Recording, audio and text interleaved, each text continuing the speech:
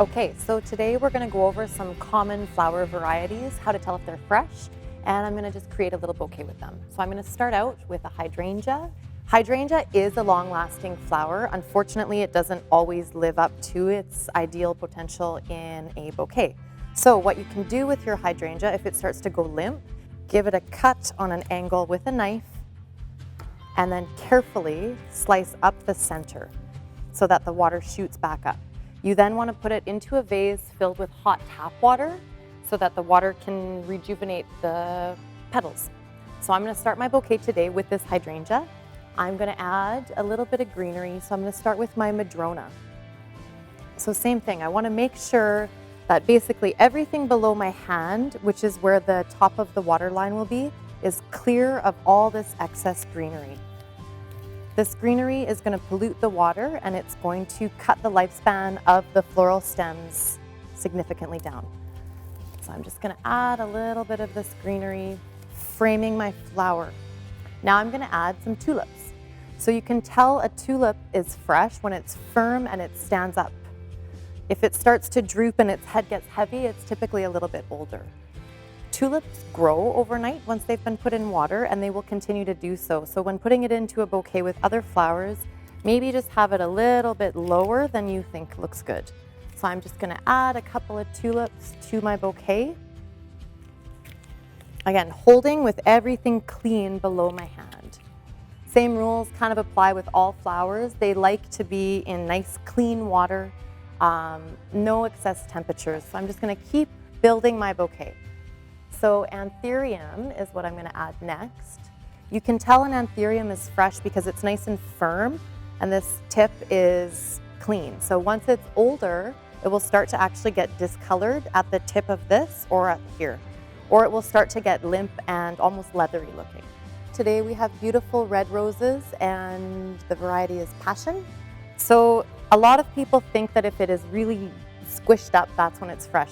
What you want to do is feel it at the base. So even though the petals have started to open, when I feel it here, it's still firm, meaning that there's a lifespan left to it. It still has a lot more opening to do. If the flower feels really soft, then it may just need a fresh cut or it may be older. So I'm going to add a little bit of baby's breath. Okay, so here is a beautiful spring flower called hyacinth. Hyacinth has a very sappy, kind of sticky bottom when you cut it. So it will unfortunately pollute the water a little bit more when used as a cut flower. A good rule of thumb is to work in 3s or in 5s. That's not always possible or necessary. So when you're working with 3, you can center around. Same with 5s. If you're working in smaller numbers, such as 2 or 1, you can group the flowers. So we'll do that maybe with our Gerber daisies. People constantly mispronounce them as Gerber. They're Gerberas. And so I'm going to use 2 of them. So I'm going to show you what I mean by grouping. So just coming around to the side, I'm going to nestle him in the baby's breath. And then rather than maybe putting it over here as 2 eyes, I'm going to put them side by side as a focal point for my bouquet and stagger them a little bit. And then I'm going to hold that in place with some greenery. So they're kind of a weird flower in the sense that they only like a little bit of water at the bottom of the vase. They have heavy heads, so the head resting on another flower in this case or on a vase will prevent it from toppling over and looking dead even though it's not. Most flowers, when they start to look soft, will perk back up with a fresh cut and a water change. Orchids, very, very beautiful. This variety is called a dendrobium orchid. So with this variety, they're often an imported item. So a good way of waking them up and getting the most out of them is to give them a bath. So I've already done that with these.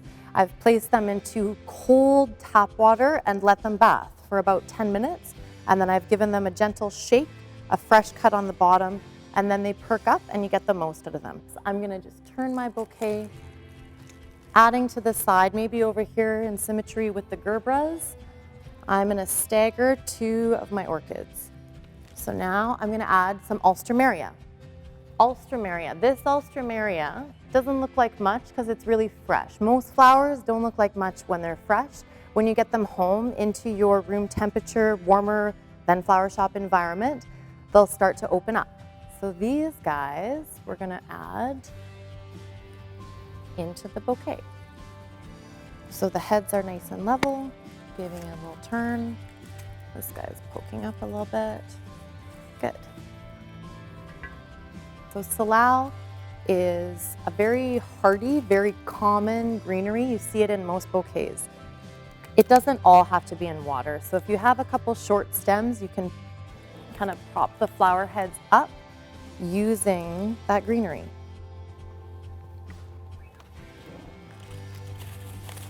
Same kind of rules apply here. So you want to make sure that everything is clean below your hand, which is going to be the top of the vase and the water line. Okay, and so that is how you make a wonderful bouquet.